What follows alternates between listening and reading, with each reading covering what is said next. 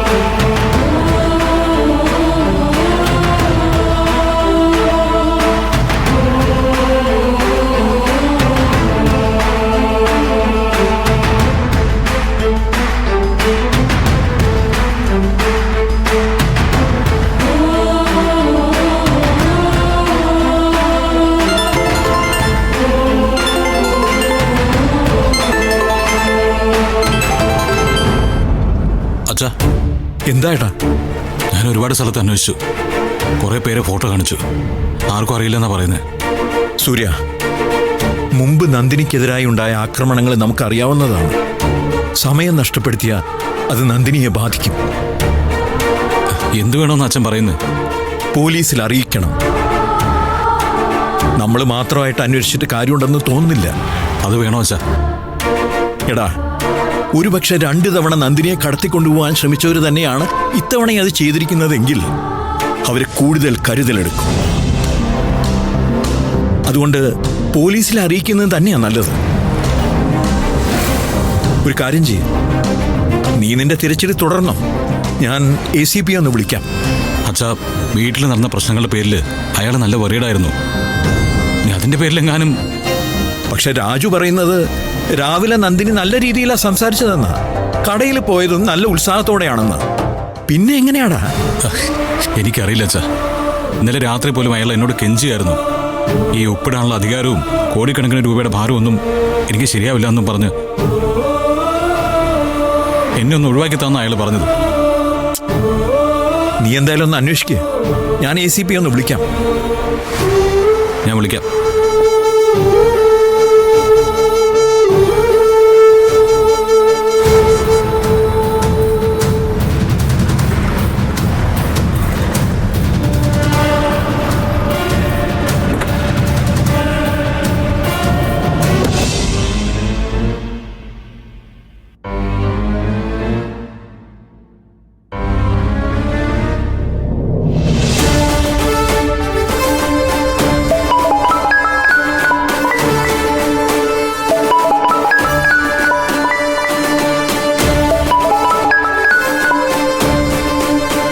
Hello sir, ഞാൻ യതീന്ദ്രദാസാണ്. മനസ്സിലായി sir. Sir തിരക്കിലാണോ? കുഴപ്പമില്ല, പറഞ്ഞോളൂ. ഒരു പ്രോബ്ലം ഉണ്ടല്ലോ.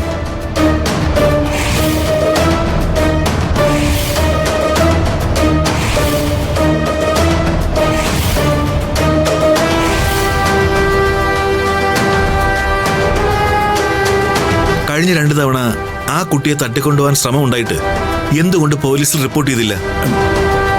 ഒരിക്കൽ അവളെ കണ്ടെത്തിയത് സ്റ്റേഷന്റെ മുന്നിൽ വെച്ച് തന്നെ. അതും പത്മയുടെ കാറിന്റെ ഡിക്കിയിൽ. എന്നിട്ട് അതിന്റെ അന്വേഷണത്തിൽ എന്ത് പറ്റി?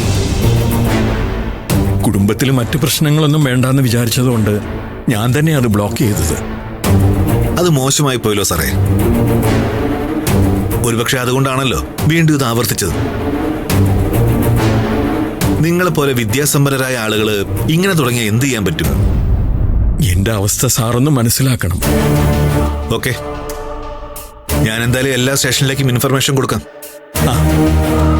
ആ പെൺകുട്ടിയെ കണ്ടെത്താൻ സാധ്യമായതെല്ലാം ഞാൻ ചെയ്യാം. അറിയാലോ, സിറ്റിയിൽ ഇപ്പോ ക്രൈംസ് കൂടുതലാ. പണ്ടത്തെ പോലെയല്ല. കുറ്റവാളികൾ തൊട്ടടുത്ത് നിന്നാ പോലും തിരിച്ചറിയാൻ പറ്റില്ല. അവളൊരു പാവം കുട്ടിയാണ്. വളരെ അപ്രതീക്ഷിതമായിട്ട് എന്റെ കുടുംബത്തിൽ എത്തിയതാ. അവൾക്ക് എന്തെങ്കിലും സംഭവിച്ചാ അവളുടെ കുടുംബത്തിനത് താങ്ങാൻ പറ്റില്ല. ഞങ്ങൾക്കും. സർ പ്ലീസ്, തൽക്കാലം ആപത്തൊന്നും ഉണ്ടാവാതിരിക്കട്ടെ എന്ന് നമുക്ക് കരുതാം. എനിവേ, ആ കുട്ടിയുടെ ഒരു ഫോട്ടോ എനിക്ക് സെൻഡ് ചെയ്യേ. ഞാൻ ഇമ്മീഡിയറ്റ് ആക്ഷൻ എടുത്തോളാം. ശരി. ഏതെങ്കിലും രീതിയിൽ ഭീഷണിയായിട്ടോ വിലപേശലായിട്ടോ ഒരു കോള് നിങ്ങൾക്ക് വരികയാണെങ്കിൽ തീർച്ചയായിട്ടും അതിന്റെ ഡീറ്റെയിൽസ് ഞങ്ങൾക്ക് കൈമാറണം. കുടുംബത്തിന്റെ ഭദ്രത പറഞ്ഞത് മൂടി വെക്കരുത്. ഇല്ല, ഞാൻ റിപ്പോർട്ട് ചെയ്തോളാം. ഞാനേ ഇപ്പൊ തന്നെ ഫോട്ടോ അയക്കാം. ഓക്കെ.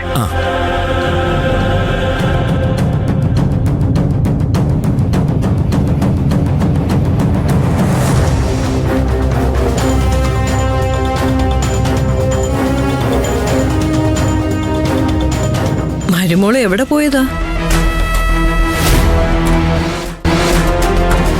അല്ല, ഈ 2 മാസം കൂടുമ്പോ കാണാതെ അവൻ ഇവളെന്താ ഇത്ര വലിയ VIP-യാ?